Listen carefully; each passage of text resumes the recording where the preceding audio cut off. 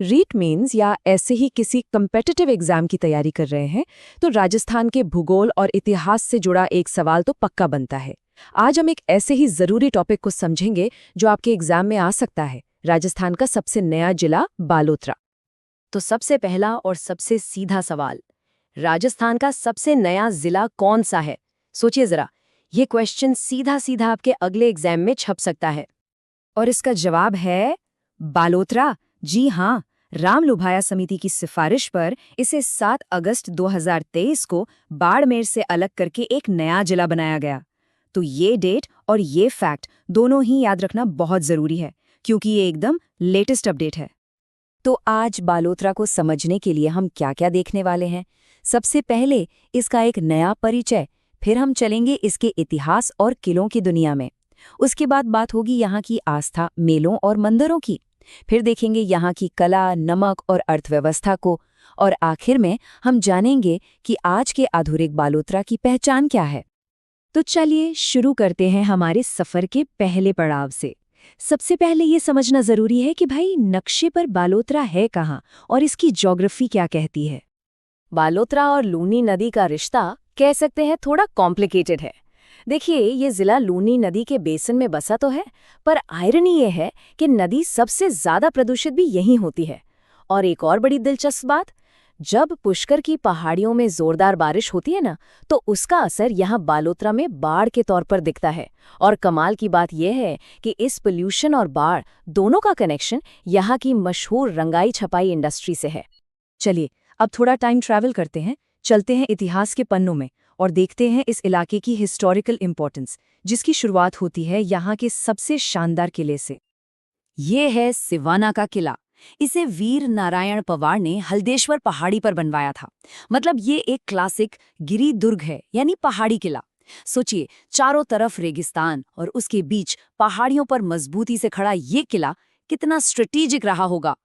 इस किले की कहानी में साल 1308 एक टर्निंग पॉइंट था। उस वक्त यहाँ के शासक थे सातल देव, और अलाउद्दीन खिलजी ने यहाँ हमला कर दिया, जिसमें सातल देव वीर गति को प्राप्त हुए। इसके बाद किले का नाम बदलकर खैराबाद रख दिया गया, और इसी हमले के दौरान सिवाना का पहला जौहर हुआ। ये इस किले के त्याग और बलिदान की कहानी का एक अहम हिस्सा है।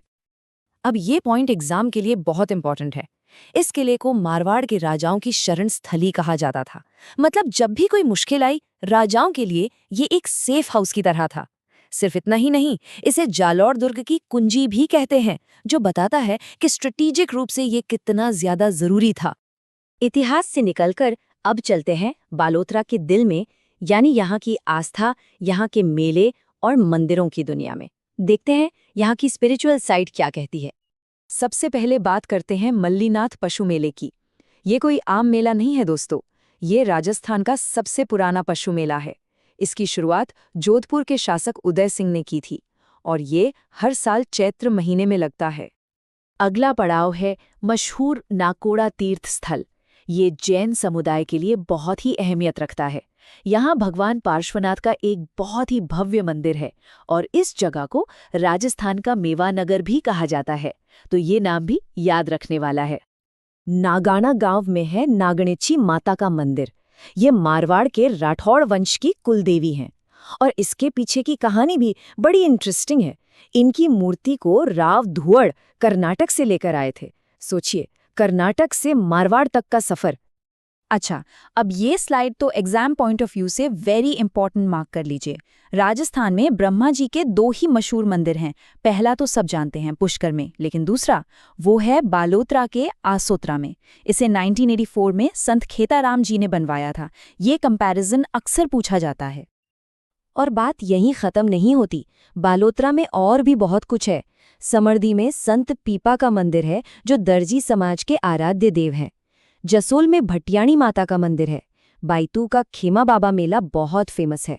और हाँ, आलम जी का धोरा, जिसे घोड़ों का तीर्थ स्थल कहा जाता है, ये सब बालोतरा की आध्यात्मिक पहचान को पूरा करते हैं। तो आस्था और इतिहास के बाद अब फोकस शिफ्ट करते हैं बालोतरा की अर्थव्यवस्था और कला पर। देखते हैं कि यहाँ के लोग कमाते कैसे हैं और यहाँ की कला में क्या खास है। बालोतरा की पहचान है यहाँ की छपाई, और 2 प्रिंट्स तो वर्ल्ड फेमस हैं, अजरक और मलीर। अब इनमें फर्क क्या है ये जानना बड़ा जरूरी है। अजरक प्रिंट में लाल और नीले रंग का इस्तेमाल होता है, जबकि मलीर प्रिंट की पहचान है काला और कत्थई रंग। ये छोटा सा डिफरेंस ही एग्जाम का सवाल बन सकता है। 98%, ये नंबर याद रखिए। ये क्या है? ये है पचपदरा झील से निकलने वाले नमक में सोडियम क्लोराइड की मात्रा, मतलब खाने के लिए सबसे बेहतरीन क्वालिटी का नमक। और इस हाई क्वालिटी नमक को बनाने का तरीका भी बड़ा खास है। यहाँ खारवाल जाति के लोग एक पारंपरिक तरीके से मुरली नाम की झाड़ी का इस्तेमाल करके नमक तैयार करते हैं। और हाँ, ये राजस्थान की सबसे खारी झील भी है। तो हमने इतिहास देखा, कला देखी, अर्थव्यवस्था समझी। अब आखिर में देखते हैं कि आज का मॉडर्न बालोतरा कैसा दिखता है, इसकी नई पहचान क्या है। तो ये है पचपदरा रिफाइनरी, एक मैसिव प्रोजेक्ट। इसकी कुल लागत है 43,129 करोड़ रुपए और ये एक जॉइंट वेंचर है। इसमें 74% हिस्सेदारी है HPCL की और 26% है राजस्थान सरकार की। और ये रिफाइनरी सिर्फ बड़ी ही नहीं, बहुत खास भी है। सुनिए, ये सिर्फ राजस्थान की पहली नहीं, देश की 26वीं रिफाइनरी है। इसमें कई फर्स्ट्स भी हैं। ये पेट्रोकेमिकल कॉम्प्लेक्स के साथ इंटीग्रेटेड भारत की पहली रिफाइनरी है। ये देश की पहली इको फ्रेंडली रिफाइनरी भी कही जाती है। और सबसे बड़ी बात, यहाँ से BS6 स्टैंडर्ड का फ्यूल बनेगा, जो पोल्यूशन कम करने के लिए बहुत जरूरी है।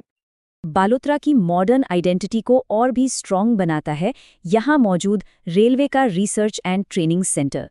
मतलब ये जिला सिर्फ इंडस्ट्री ही नहीं, बल्कि रिसर्च और डेवलपमेंट का भी एक हब बन रहा है। तो एक तरफ है सदियों पुरानी किले जो हमें इतिहास की कहानियां सुनाते हैं, और दूसरी तरफ है ये हाइपर मॉडर्न रिफाइनरी जो भविष्य की नींव रख रही है। तो सवाल यही उठता है कि बालोतरा अपने शानदार अतीत और इतने ही उज्जवल भविष्य के बीच ये बैलेंस कैसे बनाएगा? ये सोचने वाली बात